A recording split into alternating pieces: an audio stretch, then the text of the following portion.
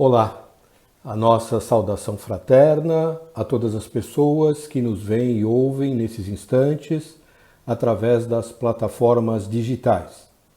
Mais uma vez, nos encontramos aqui para uma atividade dentro da doutrina espírita, refletindo sobre um capítulo do Evangelho segundo o Espiritismo, mais especificamente o capítulo 12, Amai os vossos inimigos.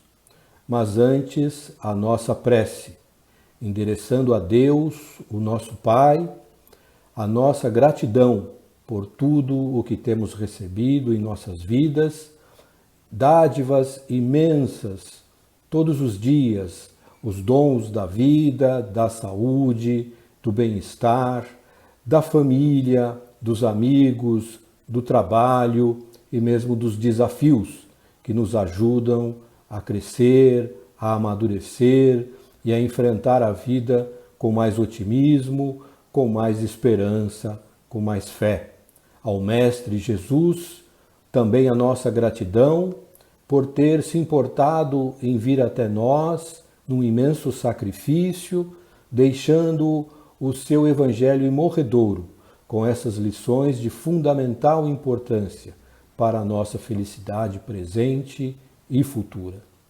E também agradecer aos bons espíritos que nos acompanham cotidianamente na proteção, no amparo, no incentivo, na inspiração, acompanhando os nossos passos e nos auxiliando em tudo o que lhes é possível e que nestes momentos se unem a nós a fim de nos auxiliar a compreender e principalmente a que possamos colocar em prática as lições que iremos agora conhecer.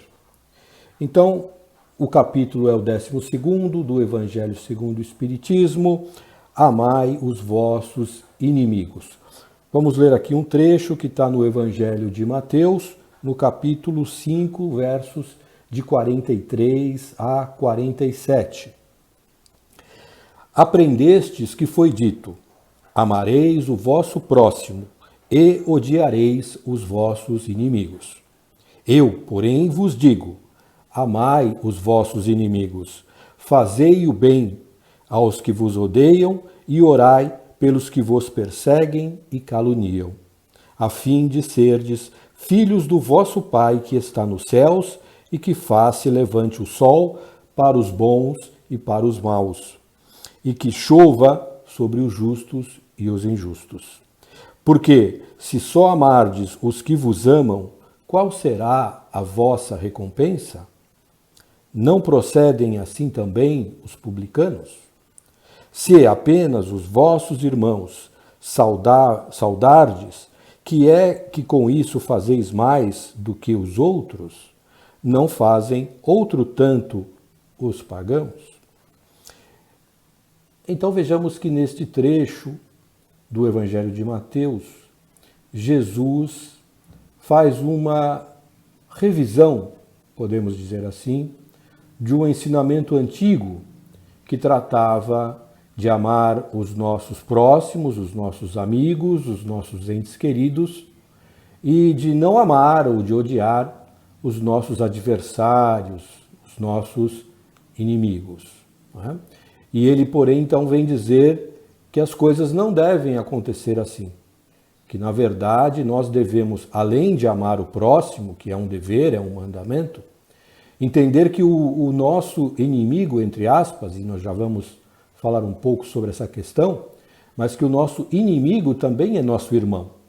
Então, da mesma forma, nós devemos dedicar a essas pessoas os nossos melhores sentimentos, as nossas melhores intenções, né? Fazer o bem também àquelas pessoas que não nos são tão afins, que não nos são tão queridas. Não é? Por quê? Ele faz aqui duas comparações. Se eu só saúdo aqueles a quem eu conheço, aqueles com quem eu tenho afinidade, os publicanos fazem isso. Porque a referência aos publicanos, vamos lembrar que os publicanos eram os judeus designados pelos romanos, pelo governo de Roma, que dominava a região, para fazer a arrecadação dos impostos. Então eram pessoas que não eram bem vistas na comunidade, eram rejeitadas, eram até detestadas, não é? Então, se essas pessoas detestadas se comportam dessa maneira, saudando apenas os seus conhecidos, qual é a vantagem de se comportar da mesma forma do que elas? E aí ele ainda completa o ensino, né? Se apenas amardes os que vos amam, nós não estaríamos também agindo da mesma forma que os pagãos, por exemplo, né? Assim o fazem? Então não há nenhum mérito em só amar, só fazer o bem àqueles que nos fazem o bem, mas nós devemos ampliar o ensinamento para as demais criaturas. E aqui é importante então a gente já começar a entender esta questão dos inimigos, né? Quando Jesus fala dos nossos inimigos. É possível que muitos de nós, pensemos assim conosco.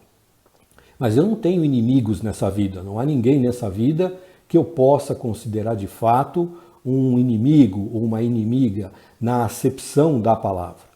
Mas o que Jesus quis transmitir aqui, na verdade, não é necessariamente o inimigo uma pessoa que nos odeia ou a quem nós odiamos, que nos faça o mal por alguma razão ou que queira nos fazer o mal.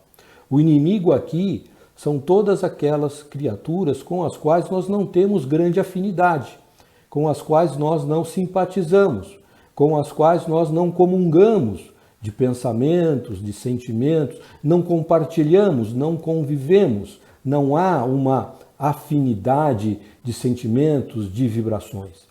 Então, neste sentido é que nós devemos interpretar o termo inimigos. Mas, mesmo a estas pessoas, que quando de nós se aproximam, que quando falam conosco, produzem em nós uma reação de desagrado, de insatisfação, de incômodo, não é? Sentimos uma vibração que não é positiva. Mesmo a essas pessoas, nós não devemos desejar nem fazer o mal. Nós, pelo contrário, nós devemos sempre pensar nelas de maneira positiva, de maneira desejando sempre a elas o bem, da mesma forma como nós queremos o bem daqueles que nos são caros ao coração, para as demais pessoas que não gozam desta condição em nossa vida, igualmente nós devemos destinar bons sentimentos, bons pensamentos, não devemos nem agir em prejuízo delas e tampouco pensar algo que possa ser prejudicial a elas, não é? Porque se nós fizéssemos assim, se nós continuarmos agindo dessa maneira, quando sentimos uma antipatia por alguém, pensar nessa pessoa de maneira negativa, de maneira a querer o mal dessa pessoa, porque ela nos desperta uma sensação desagradável,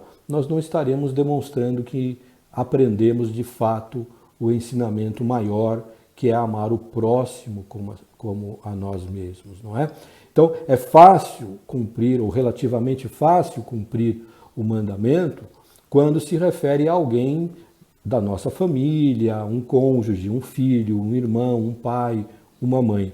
Mas esses, de fato, são os nossos próximos, mas nós não podemos limitar o ensinamento do amor somente a essas criaturas. Devemos estendê-la ao maior número possível de pessoas, inclusive aquelas que não nos são tão caras.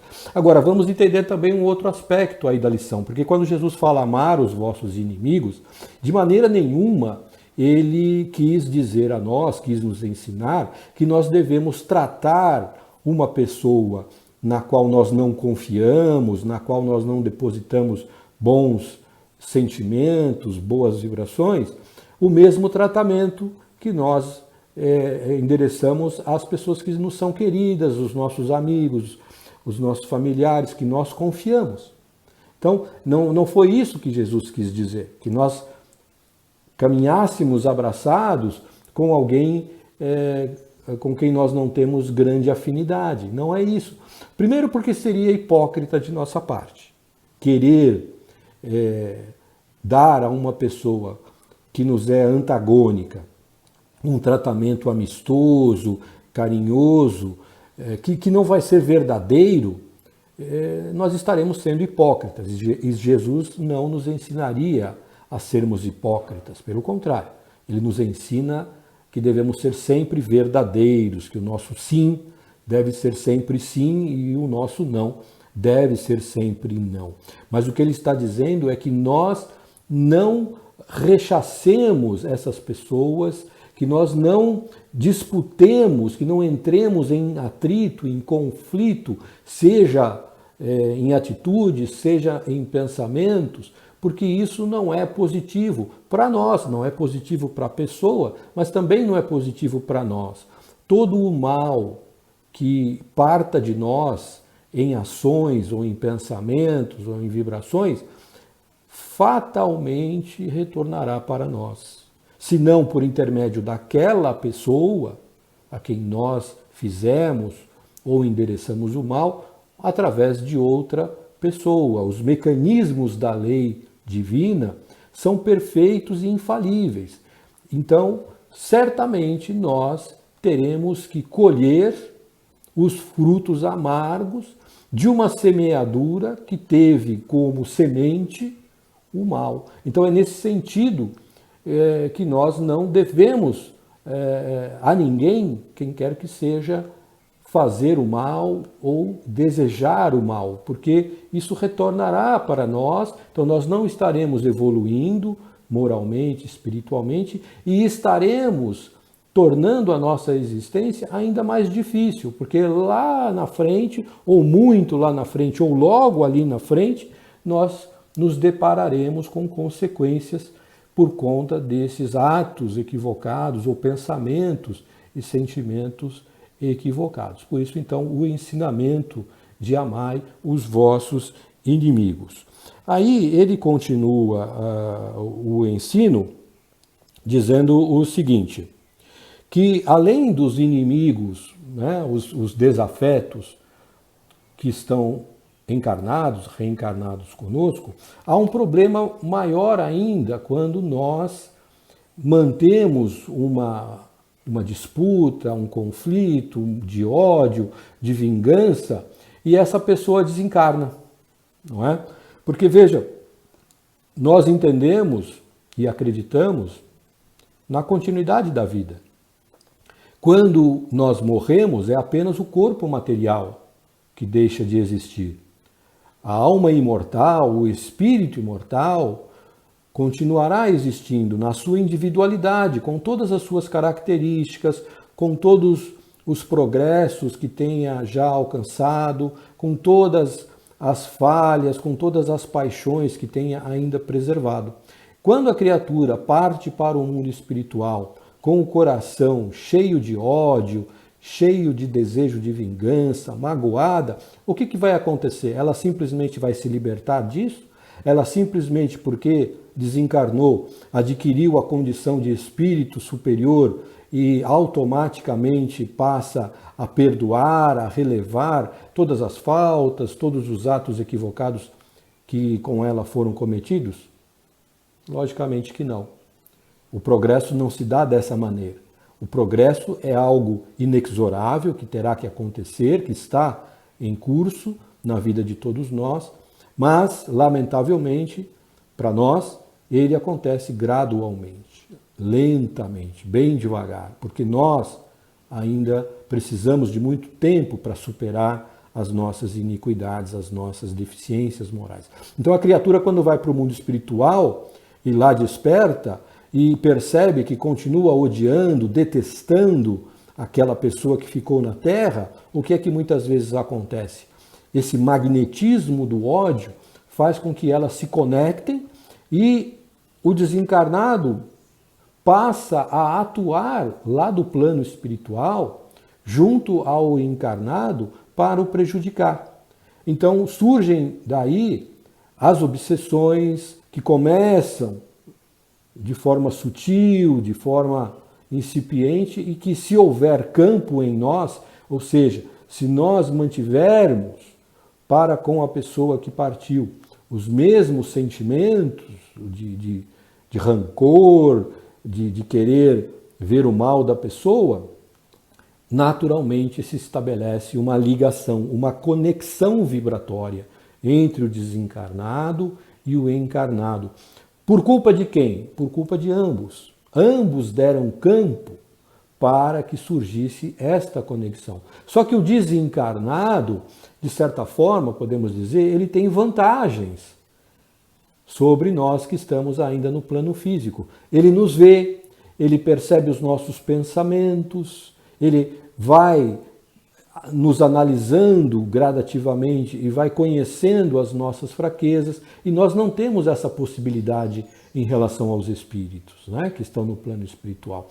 Então ele arquiteta a sua vingança de forma com muito mais ferramentas, digamos assim, com muito mais elementos para nos prejudicar. E se os nossos comprometimentos, fruto das nossas faltas, dos nossos erros, da nossa incapacidade de amar, de perdoar, de sermos benevolentes, do nosso egoísmo, da nossa vaidade, continuarem tão fortes, tão vivos em nós, nos nossos atos, certamente essa obsessão vai avançar e vai trazer dores e sofrimentos, os mais atrozes, para nós. Então veja, o ato de amar o inimigo, ele tem uma consequência de natureza pragmática, né? Ou seja, não causar para mim situações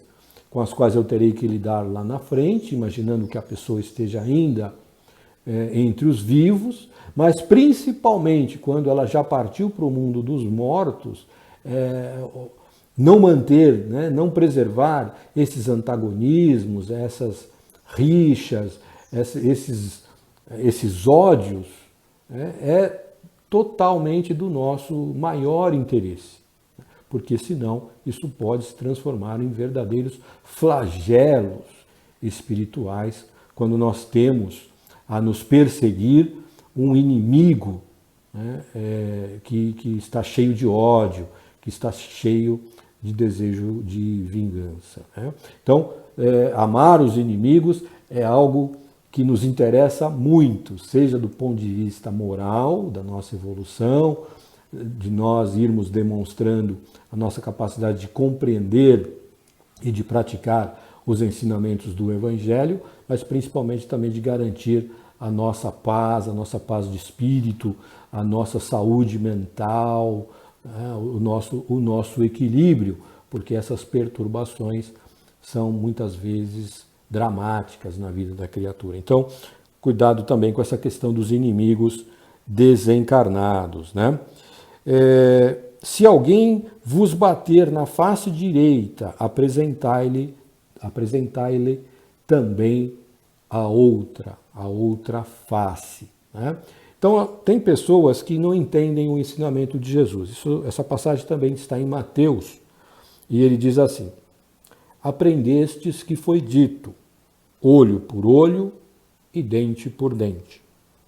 Eu, porém, vos digo, que não resistais ao mal que vos queiram fazer, que, se alguém vos bater na face direita, lhe apresenteis também a outra, e que, se alguém quiser pleitear contra vós, para vos tomar a túnica, também lhe entregueis o manto. E que, se alguém vos obrigar a caminhar 1000 passos com ele, caminheis mais 2000. Dai aquele que vos pedir, e não repilais aquele que vos queira tomar emprestado. Capítulo 5, dos versos 38 ao 42 do Evangelho de Mateus. Então, há pessoas que, quando ouvem essa passagem, estranham muito, porque lhes parece que não reagir a uma agressão verbal ou física seria uma demonstração de covardia, de incapacidade de se defender, não é? E nós vivemos num mundo, numa sociedade, em que há muita valorização de um comportamento, entre aspas, masculino, de reagir, de ter vigor, virilidade nos nossos comportamentos. E que não retribuir uma ofensa da forma correta seria uma demonstração de fraqueza, seria uma demonstração de falta deste vigor, desta virilidade, ou até mesmo dessa masculinidade, o que é uma baboseira sem nenhum tamanho. Não é? E o que Jesus está querendo dizer aqui, exatamente para que nós, ao nos depararmos com uma ofensa, com uma agressão, seja através de palavras, de atitudes, que nós não devemos retribuir o mal que recebemos com o mal. Este é o sentido da outra face. Né? A outra face do mal qual é? É o bem. Então, mas eu vou fazer o bem a quem está me fazendo o mal? Esse seria o ideal. Dia virá que nós alcançaremos essa condição. Mas se por ora ainda não somos capazes, mas que nós, de retribuir o mal com o bem, que pelo menos nós não repitamos o mal, não revidemos o mal com o mal. Por várias razões. A primeira delas é que se alguém me agride com palavras duras, com xingamentos, com críticas mordazes, e eu revido no mesmo tom, eu estou o quê? Me igualando àquela pessoa. Então vejamos, se eu desaprovo a conduta dela em relação ao que ela falou, ao que ela fez, mas ajo igualmente, faço o mesmo que ela fez, ora, então por que eu estou reprovando alguém se eu estou agindo exatamente como esta pessoa? Então não tenho o direito de reprovar. Mas se eu percebo que o ato dela é reprovável, evidentemente que o meu também o é. Então nós não devemos fazer.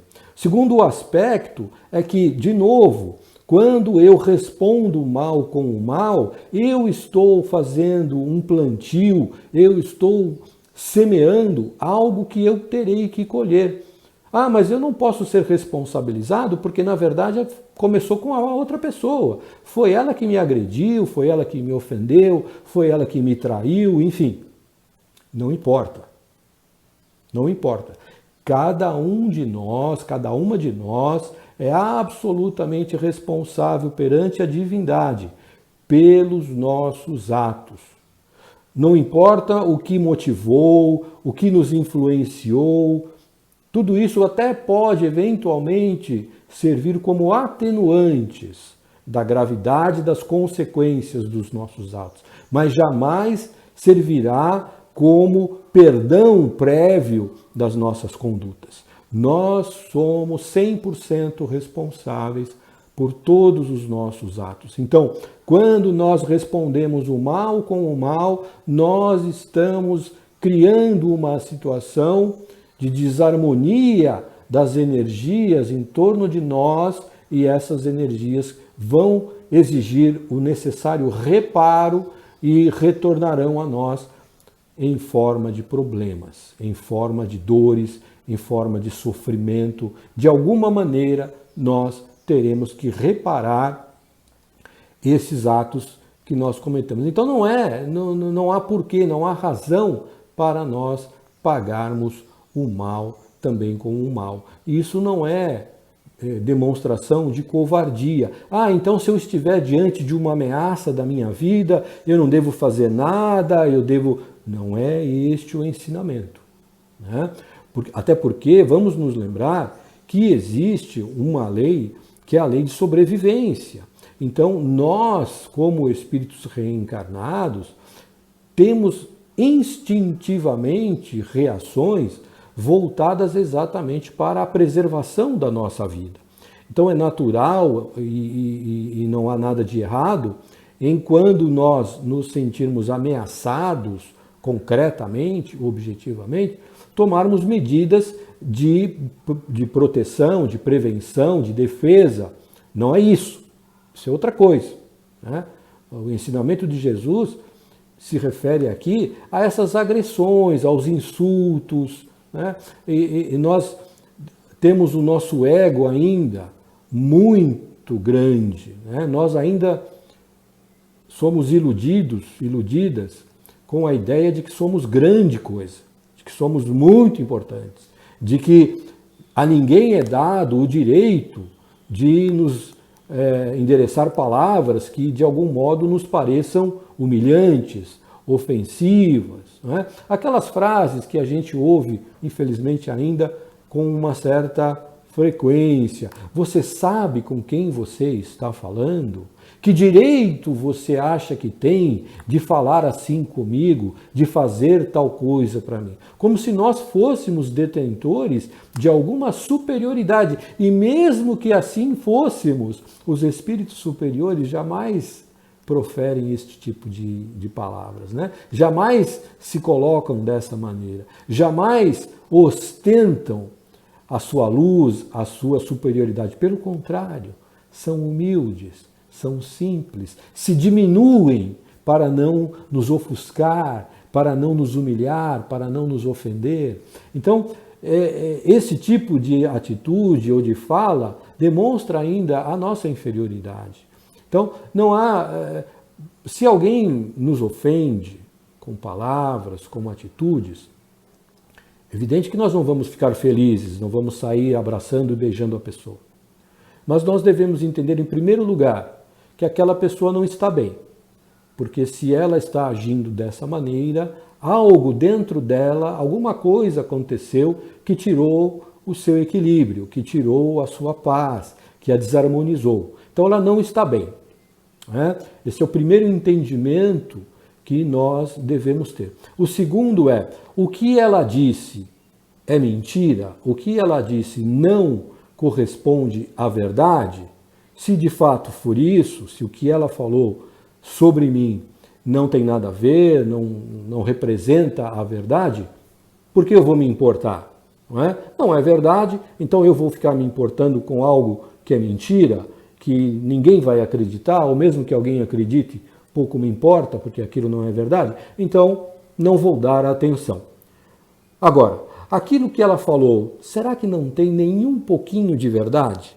Será que nada do que ela disse pode corresponder a algo que eu sou, a algo que eu faço, a algum comportamento meu? Nós temos que ter essa coragem e esta humildade de refletir sobre as coisas que nos falam, principalmente os inimigos. Por quê? Porque os amigos, normalmente pelo carinho, pela devoção, pelo amor que tem por nós, nem sempre têm a coragem de nos dizer as coisas sobre nós, tais quais elas são. O inimigo não. Aquela pessoa que não vai com a nossa cara, que não gosta muito de nós, que não simpatiza conosco, não tem nenhuma razão para nos poupar. Não tem nenhum motivo para aliviar a nossa situação. Então, o que essas pessoas dizem para nós, nós devemos prestar bastante atenção. Porque provavelmente, se nós formos honestos, se nós estivermos de espírito aberto, nós encontraremos nos reproches, nas críticas, aspectos sobre os quais nós devemos pensar e reavaliar e, quem sabe, rever as nossas condutas. Não é? Então, por que eu vou ter uma reação exacerbada, ruim, negativa, violenta com uma crítica, se de repente aquela crítica não tem um fundo de verdade? Então entra aí o exercício da humildade, de receber aquilo como algo que talvez sirva para o nosso crescimento, para o nosso aprimoramento. Então, ao invés de nós respondermos ao ataque com outro ataque, nós deveríamos de fato agradecer. Olha, você me disse palavras muito duras, que neste momento estão me machucando bastante, mas eu reconheço que você possa ter alguma razão, mas eu preciso refletir sobre o que você falou. Então nós não vamos prosseguir com essa nossa conversa, até porque deixou de ser uma conversa e passou a ser uma discussão, mas eu vou refletir sim sobre o que você falou e quem sabe num outro momento nós voltemos a conversar sobre isso. Mas obrigado porque você me alertou sobre algo que eu talvez não tenha ainda prestado atenção, mas vou passar a prestar atenção. Percebe a mudança de sintonia, a mudança de conduta? E quando nós respondemos dessa forma a alguém que está nervoso, exasperado, nos xingando, o que acontece com a pessoa que ouve uma resposta como essa que eu acabei de fazer? Ela se desarma completamente. Tudo aquilo, toda aquela carga emocional negativa que a estava inundando, encharcando, simplesmente começa a baixar o nível, baixar a temperatura. E há casos, inclusive, que a pessoa fala, não, mas olha, eu acho que eu exagerei, não é bem assim, eu estou nervoso, me desculpa, entende? Por quê? Porque ela percebeu no outro uma atitude de humildade, uma atitude de não agressão. E quando nós agimos assim em relação ao outro, nós mudamos a sintonia da vibração que está nos envolvendo.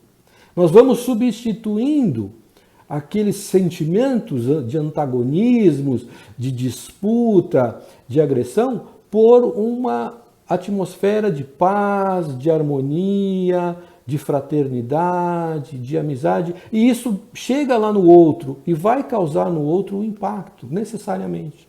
Mesmo que a pessoa não diga nada no momento, às vezes por orgulho, ela fala, não, eu já falei, agora não vou desdizer o que eu disse. Mas aquilo vai ecoar nos seus pensamentos. Ela vai passar alguns minutos, horas, dias, refletindo sobre aquilo. Não é? Então, não há nenhuma razão para nós reagirmos ao mal com o mal, pagarmos o mal com o mal. Devemos sempre procurar pagar o mal com o bem. E quando alguém não nos quer bem, quando alguém antipatiza conosco, nem que seja gratuitamente, nada é gratuito, nós sabemos, não é? Talvez não tenha acontecido nada na presente existência que tenha motivado esse sentimento negativo. Mas o que sabemos nós do nosso passado? O que sabemos nós do que fizemos para essa pessoa em outras vidas? Então, quando alguém não gosta de nós, a razão pode estar nessa existência, mas pode estar também em outras situações, em outras existências do passado, não sabemos. Mas a melhor maneira de alterar este sentimento, a melhor maneira de fazer com que a pessoa modifique os seus sentimentos em relação a nós, é através das nossas condutas. Não é através do que nós falamos, mas através, principalmente, do que nós fazemos. Quando ela observa o nosso comportamento equilibrado, maduro, justo, honesto, ilibado, carinhoso, amoroso, digno, ela não pode permanecer com aquele tipo de pensamento que tinha ao nosso respeito. Ainda que esses pensamentos e sentimentos tenham tido origem em situações do passado que ela não recorda com clareza, com precisão, mas que estão gravados na memória emocional do espírito, a observação cotidiana das nossas condutas fatalmente causará uma impressão diferente naquela pessoa e vai, pouco a pouco, transformando, substituindo estes sentimentos de antagonismo, de antipatia, por outros de simpatia, de amizade, de afeição. É assim que a gente transforma, às vezes, um inimigo num grande amigo, a partir dos nossos comportamentos. E mesmo que isso não aconteça, o ganho em agir bem sempre será nosso.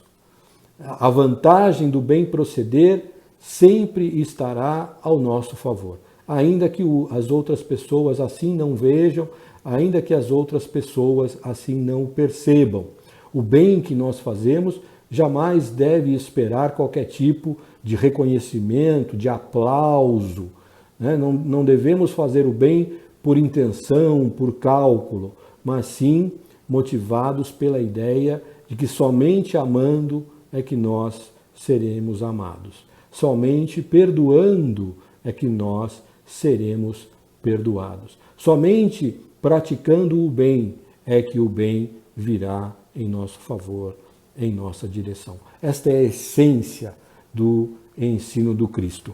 Há outros itens ainda importantes no capítulo, nas instruções dos Espíritos, que fala da vingança, que fala do ódio, que fala até do duelo, que é uma prática que ainda no século XIX acontecia, mas que hoje em dia já não tem mais sentido, né? Se falar de duelo, e que mais que ele fala, e é isso.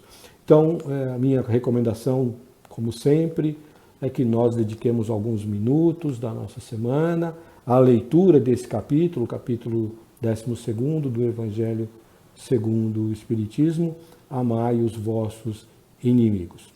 Eu agradeço muito a atenção de vocês, o carinho de vocês e peço apenas um minutinho de paciência para mais uma vez falar do trabalho que a equipe do atendimento fraterno do Centro Espírita Semeador da Verdade está fazendo, atendendo as pessoas que têm necessidade de falar, que estão buscando ajuda e quantos não estão nessa situação, através do telefone.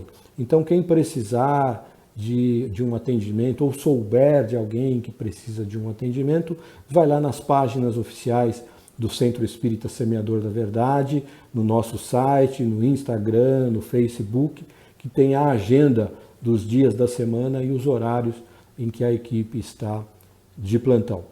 O meu agradecimento profundo a cada um de vocês e votos para que todos sejam abençoados, com saúde e paz.